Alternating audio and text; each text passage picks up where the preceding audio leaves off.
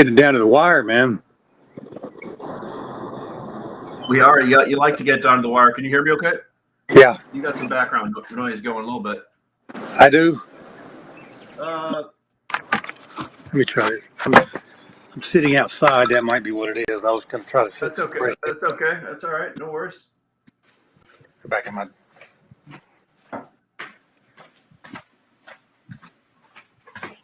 It's nice and sunny, so I thought I'd go out there and.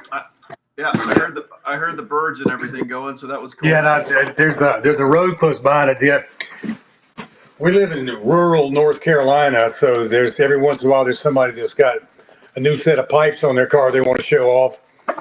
You come road. So welcome to the country. I gotcha. All right, well we're getting rocking here. We got a bunch of people on right now. Yeah, Avi from Cleveland. What's up, Avi? Bob's in the house. Mike's in the house. Hello, Aaron from Council Bluffs, Iowa. Nick from Chicago. Nick from Chicago, rolling dice in the back alley.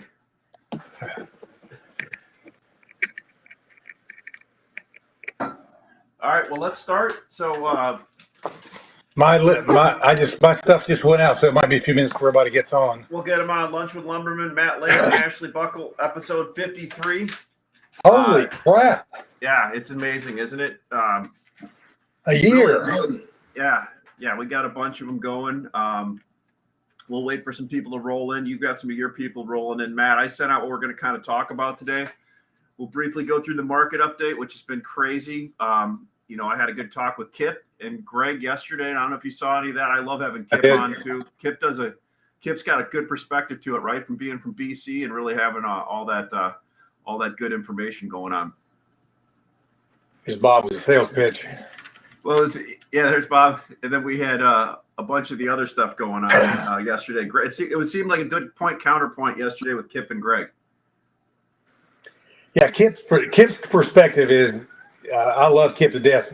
Kip has a sawmill background, so he always leans towards the production side of things, and I think it's a great perspective that most people don't have an inside track on. And Greg's more of a trader, kind of like we're going to talk about today. We're gonna go over your other dimension, the trader. Great article. I like that a lot. Matt printed that out and read it a little bit ago. We'll wait. I was going to tell you the background behind that was one of my trial subscriber guys was saying I think I told you, he said he's in the modular home business. He said, I'm not a lumber trader. And he said, your thoughts about the futures market are interesting, but I'm not a lumber trader. Basically, I just buy buttloads of truckloads over and over every day. And you just don't call yourself a lumber trader, but you need to be a lumber trader. Yeah, when you think about it, you and I talked in the car on the way in too. Those people are spending 50% of their spend at these off-site construction facilities on raw materials, lumber, steel, and all that. And it's just a slight shift to actually be able to get the understanding of how to counter people different, know the market better. But we'll follow up on that. We'll spend a bunch of time on that on the back end of this. So introduction, everybody. Welcome, everybody streaming in. I see your guys all streaming in, Matt. And this is Lunch with Lumbermen. Matt and I have been doing this for a year. We talk about what's going on in the lumber business. We go through Matt's Layman's Lumber Guide. Matt's been a big supporter of mxlumber.com, Materials Exchange. We're the only digital B2B website. We are really the liquidity hub for digital lumber in the future of this industry as people want to learn to be traders and become more proficient themselves instead of relying on everybody else and having some more edge to do that. A little closer. Nick said a little closer on the microphone. Said it couldn't hear it as well. So let's start out with a little bit, Matt, and go into the lumber update. Can you hear me okay, Matt? Yeah, good. Okay. So let's talk a little bit about the lumber update. Crazy, right? So we had historically, we talked yesterday how there's $135 spread in lumber historically, top to bottom every year. Last year, Kip pointed out there was a $1,481 spread. I've got on my report, I have a volatility index, and you can see that from a year to date. some of it's I think OSB is like $3,000, and spruce is like $3,000. It's crazy. And when you think about that, that volatility doesn't. It just means that the price has gone up or down, a combination of $3,000 over the price of a year. So $3,000 times 110,000 board feet is what, 330,000 bucks? Well, it's like wooden cryptocurrency. Yeah, Yeah, it goes up in smoke. it's crazy. So, logistics, trucks are tough. Rail is tough. We talked about the BN, the CP, and how it's always this time of the year. The transit times always expand, right? But right now we're dealing with a lot of other issues. It's hard to get certain people to work. There's a lot of so forth. What we hear, walking strikes, where people are working, but maybe they're not as happy, so they're just not getting getting that car in as quick or whatever. That's what I've been getting feedback on. So, what do you think on this whole rail situation going on? Well, regardless of what the rail situation story is, the rail situation always gets resolved in March and April. It always goes away, and this year the difference in it is it's not all weather related.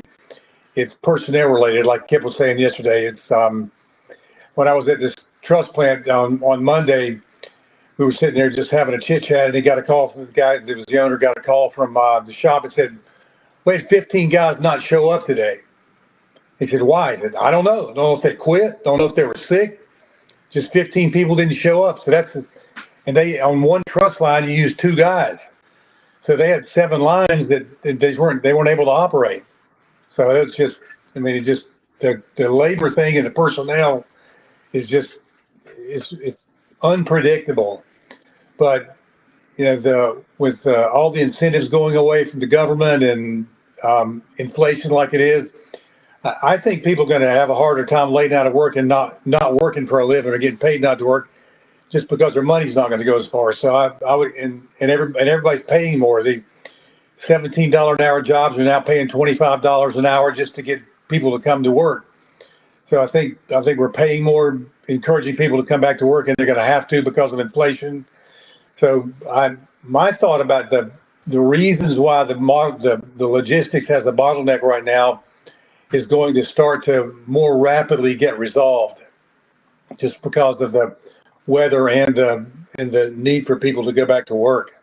And same with the ports, Matt. I mean, we were talking last week and this week about how a lot of this wood coming into the ports is already sold. Well, some of these vessels were 3 weeks late, so it only makes sense. These guys that own these vessels want to get rid of them as soon as possible. Pre-sold a bunch. Well, you think about that. I mean, all these cars that are late from Canada, trucks that are late from the south, stuff that's late from the still in the boats in the ports.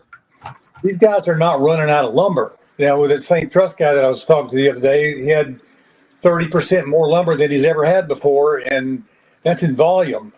And they were uncertain about well, should I feel comfortable with that because I can sell all that I get, but now I'm kind of admittedly double bought, triple bought in some cases. When you got stuff that you can't ship by car, by truck, you got to go to the DC to get it. But like I said last week, one of the things that was interesting is if you look at the actual housing starts for the last 7 months, they've been going down. Lumber prices have been going up. So I mean, it doesn't take a rocket scientist just to say, well, what makes that happen? Somebody's been accumulating lumber inventory. And I believe that I think that the lumber people that own lumber think they're in worse shape than they really are. Matt, you hit it on the head last week. I think you made the comment, undershipped and overbought. Yeah, overbought and undershipped. Yeah, overbought and undershipped, and a lot of people have repeated that to me from your comment. It was a good comment, but people never see. I've fallen into this before when I traded lumber. People never seem to have enough when the price is going up, right? But when it turns over, this is why Kip and Greg were saying there's a $700 air pocket, right? But I think we still potentially have. Again, this is my opinion, probably 30 more days of this, or I'm not sure. We'll go through your charts and take a look at it. I don't think we got 30 days. That could be. Let's go. So let's go over and take a look at your composite index and your 2x4 composite index. We're going to pull up here and take a look at it real quick.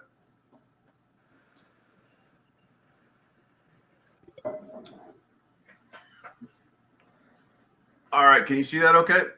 Yep. All right. Maybe we could zoom in on that a bit. So what are we seeing there, Matt? Week number 11 is the next FTP, forecasted decision point, when the market is forecasted to turn and go lower. Well, we can see that the market's been tracking very well since that week number 46, I think is 44, 46, whatever the number is. The market's doing exactly what it should have done. We had January chaos. We got a little February bump going and carrying through till but probably the third week of March, week number 11, which will be 2 weeks from now. And we see a little dip off in April. And I think that week number 11 sell off is going to be much more significant than what it looks like on the chart. And I'll remind everybody that graph does not it doesn't depict the momentum of the market. It's the timing of it. Those lines are there just to show you when the rise and the fall should start. But I think that my expectation is we're going to see the high of the March, May high is going to be in March rather than May this year. I think we're going to have a bigger sell-off in April. And the reason is everybody's telling me that that's what they expect the market's going to do. So that's what their behavior is going to be. People are going to start liquidating inventory around the middle or end of March, and in April is just going to be a huge sell-off. Now what happens after that's where the toss-up's going to be. Are we going to get underbought? Are we just going to be? Is housing going to slow up? Are the builders going to be through with their starts like they were talking about and really start to focus on completions? And are we going to start to see some lower housing starts continue to post? And I think that's the case. I think we're going to see the second half of the year, we're going to see completions catch or kind of get an equilibrium with starts instead of being that 1.8 and 1.3 starts to completions ratio. I think we're going to start to see this settle in about a 1.4 or 1.5, and we're going to end up with a year with less starts, not because business is particularly bad, but it's just the builders have such a backlog of starts already out in the field and slabs poured, wood's bought for that. I tell you, I was riding back from Charleston yesterday or Monday, and I glanced up, just riding down the interstate, cruising along, and I looked through the woods where usually there's leaves on the trees. You can't see this, but there's no leaves on the trees. And there was 3 big old lumber sheds just packed full of lumber. These things looked like they're 300 feet long a piece, stacked on both sides, had wood stacked in the yard, had panels stacked in the yard. So I whipped around and came back, and there's no sign for any business there. It's just this big acreage full of lumber sheds, full of stuff. And it was pine, spruce, fir. It looked like a full service contractor yard. The only thing was around was like a little Circle K gas station. There's a little dive gas station, a couple of gas pumps and some Frosties and Chili's and things like that. So I walked inside and I said, "Who owns that lumber across the street over there?" So they gave me the name of whether it was a builder. So I looked up the name of the builder on the internet, and it happened to be a guy that was a turnkey framer. And the little old lady who was in the store said, "Yeah, that's so-and-so owns that." And so he happened to be the guy. I connected with that guy on LinkedIn, and I haven't heard back from him inquiring about his lumber pile that he had there. But they said he does, their understanding was he does commercial. But what he was off of his website was he was a turnkey framer. So he had a bunch of lumber bought for somebody in this little town in South Carolina it was probably 2 hours from Charleston, 2 hours from Columbia. So he probably serves that Charleston, Columbia market, so right in the middle of South Carolina. But it's just an example of another person that got into the lumber business that typically wasn't in the lumber business. Good point, Matt. Somebody brought a good question up here too, talking about just some things we talked about before. With Russia being among the highest lumber exporters in Europe, normally taking a good chunk of Russian lumber, will this not create a domino effect? Russ basically said there's 3 billion board feet to Europe. I think there's a lot of unknowns there, right? So there's a lot of truck drivers in Europe from Poland and other countries that could potentially get. A friend of mine was saying get called back to active duty in the service. So maybe there'll be a disruption, but Russia also sends a lot of wood to China, right? So Yeah, Russia needs money. So there could be more wood from Russia go to China also. Who knows, right? well, think about the value of the ruble is what, down 40% in a week. So Russian lumber is going to be cheaper to get to China. So they're not going to, and it's going to be more expensive out of British Columbia, where that's kind of their their best source of supply. So I mean, Canada's going to get priced out of that market. They're not going to, where Canada's thinking they're going to come up short for lumber. They're actually going to lose that China business, which is going to make it available to the U.S. So, yeah, what we think we've been preparing for a big supply shortage from Western Canada may end up not happening, just because all the China wood is going to be available to come here. And I say all of it is Dave was saying, this is a good point. A lot of boards, so 100 plus containers per month of Russian wood, mostly boards, will not come into the Northeast. This does not include Southeast and Gulf ports. So certain things like boards, I'm sure it'll have some kind of an effect, right? Yeah. Yeah. So let's flip over to your pine. I like watching that chart. One thing on the platform, I've seen a lot more southern pine showing up in the last 2 weeks, both from mills and from end users selling extra pine. I haven't seen that in over a month and a half. Is that an anomaly, or are you hearing some of that? No, it's a function of what's going on. Mills are not selling their production, and if you think about it, they really can't sell it. If you're a buyer and the mill says, well, okay, I'm 2 weeks out, and I don't know what the truck is going to be like. It may be 3 weeks, and the guy's sitting there with 6 weeks of inventory on his yard and say, well, why would I buy something that I don't even know when it's going to ship? And the same's happening in every other species, not just pine, it's the spruce and everything else. And I'm even seeing it in OSB. Our guy told me today that he said one of his suppliers called him and said, I need to move some OSB out to make room for the next loads of OSB that are coming in. So the contracts are starting to back up a little bit. I think the spring's coming quickly, but I think the surprise is going to be all the wood that's been pre-bought for this market that everybody's expecting is going to hit the contractor yards, and they're going to get this flood of new business, and it's going to wipe their inventory out. But I think I'm just convinced that this market is double bought. It's overproduced. I mean, it's hard to say that with all the stuff that's going on in Canada and the delays in shipment and all that kind of thing, the market's overproduced. But these the logistics skew the market. You can't tell where production really is when the wood's not flowing smoothly. And if you're a mill and you're on here, I don't mean to offend you, but when without exception, everybody that I talk to that has a monthly contract, which meaning they have a contract for a certain amount of trucks or cars in a month, without exception, every one of them say every time the market peaks, all of a sudden there's no logistics problem. One guy told me, he said one week he went home on Friday and there was a logistics problem, and random came out that Friday and the print was looking lower. He had 30 trucks on his doorstep Monday morning. Speaking of OSB, let's take a look at the OSB, your OSB chart here.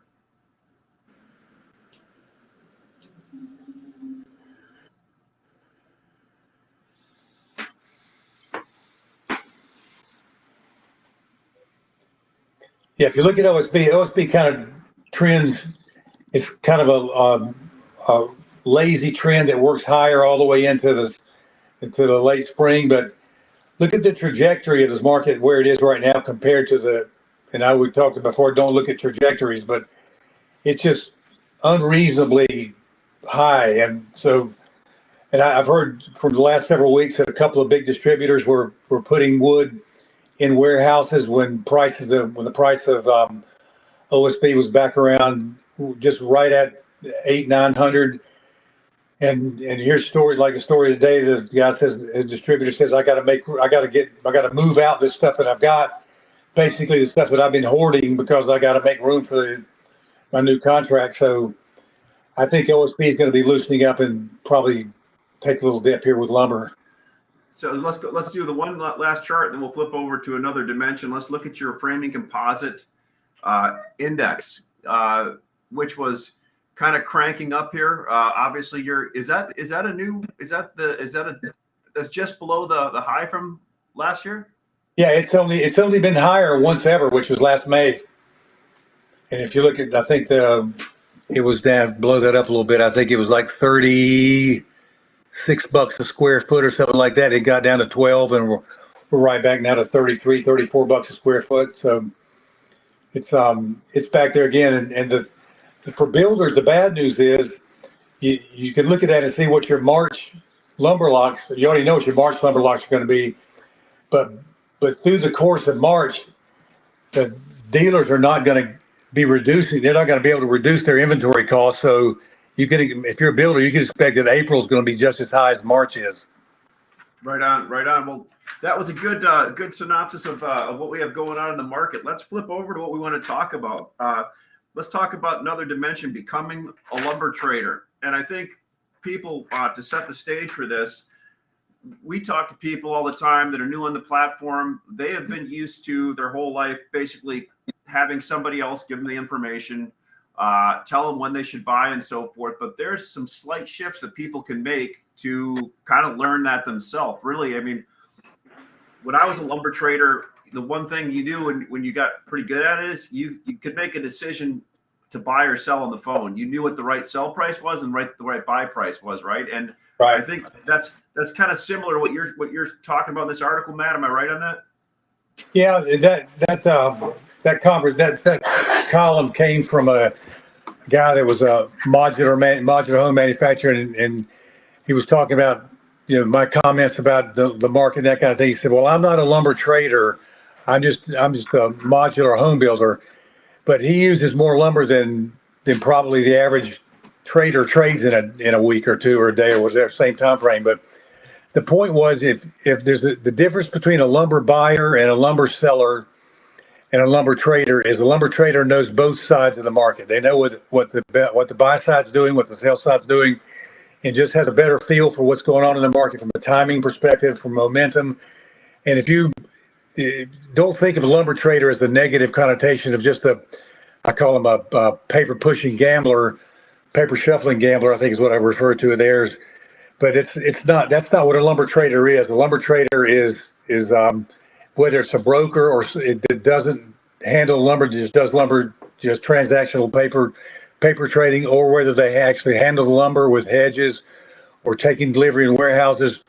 But a lumber trader to me, is a person that really knows both sides of the market, and that's what you want to be. If you're a mill salesperson, you need to know what's going on in the cycles of the lumber market, and where the inventory shift is, where the control of the inventory is. And if you're a buyer, you need to know the same thing. You need to know, like, where in the cycle are we, how much time is left in it, what's the momentum. It's just that my goal in life is to teach everybody that's a member of my publication to become a lumber trader. Not just, don't think of yourself as a lumber buyer or a VP of procurement, but you're smarter than that. You know both sides of the market. Yeah, Matt, and I think you've actually got a lot of people on our platform from your group, and they actually have become sellers on here too, buyers and sellers, right? So yeah, it's interesting. I had a guy that's a home builder that I've got these two classes or two other segments that are going on within the publication. One is, it's called the Inner Circle, which I'm taking a group of about 30 different companies and kind of nurturing them to become just better lumber traders. And then another group in it, it's called the Mastermind, which we're going to take 10 companies and try to find little other ways that they can enhance their business and find other profit centers. One of those guys happens to be a builder, and he said, "I just don't want to do any more home building. I don't want to chase people down and have to deal with the logistics and the supply shortages." So what he's going to do is take some extra space on his yard, and he's going to turn it into a distribution or a brokerage center. Very cool. So, and he's going to use the exchange to buy and sell his lumber off of. I love it. I love it. I know you've brought people on, Matt, and they're actually in the process of buying and selling. They're becoming better traders and understanding the market better. Yeah, once you experience, if you're a buyer and you step out and you say like, and this is such an easy thing to do. If you're a retail lumber yard and let's say you're getting ready to make your big buy in the fall of 20 truckloads of OSB, buy 25 of them, and then put them up for sale to the same people that you buy from. If you buy from brokers, you can sell them back to brokers, or you can sell them through the exchange, but you're not going to like to sell them back to the mill. But just buy a little extra. And you dabble in the brokerage side of the business, buying and selling, being a trader. There's money to be found there, and I think after going through watching the exchange and doing some of the class things that I do, you'll have the confidence to do those kinds of step out and do those kind of things. Yeah, and Matt, look, Matt and I, just for everybody in the audience, Matt and I do this show every week. We do 5 shows a week. Mike Wisniewski does a bunch, and between Jory, Nick, Mike, and I running these shows, it takes time. And what we would like in people in return is it's almost like you ever see the PBS commercials where all the people are sitting in the chairs getting money from people. All we want is you to come on, sign up for Layman's Lumber Guide, or come on to materialsexchange.com, which is mxlumber.com, and support us, support this show by using our product. We are coming into the new century with lumber, and there's no reason why everybody with these smartphones shouldn't be buying and selling lumber in a manner which every other bit of e-commerce is done in the world today, right? But believe it or not, Matt, there's a certain segment out there that are afraid of using us because they're afraid they will, give something up in the process, and that is not this will only enhance people and help them be better. Well, and the thing is, you're not giving up anything because you're paying a price for the lumber. You're not paying more to be able to go on the exchange and use it. Your price still has to be better than what you're getting from someplace else to make you buy it. You have no obligation to use the exchange and pay more, or sell for less. So if it works for you and you get a better price for your sale, or you can find a better deal, or even in what we found in most cases is just being able to find things that you couldn't source.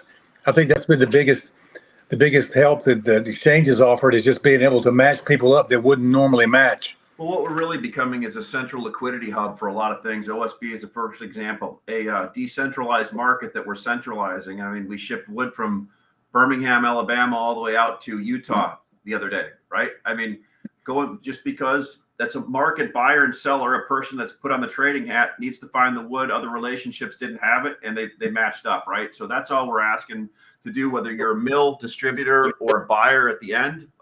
This is what you should be doing and using this. Another thing is the expeditiousness of it all. Without having to make 30 phone calls or send out 20 emails, you can post on the exchange and have 50 people see what you're looking for and get all these bids. I mean, you may see prices that are going to be $200 or $300 apart because of freight, but you just find the right one and rock and roll. Well, Matt, so let's kind of close the bookmarks in this becoming a lumber trader. I love the idea. You let me sit in on your core group a few times. What would be the next step for people on here that haven't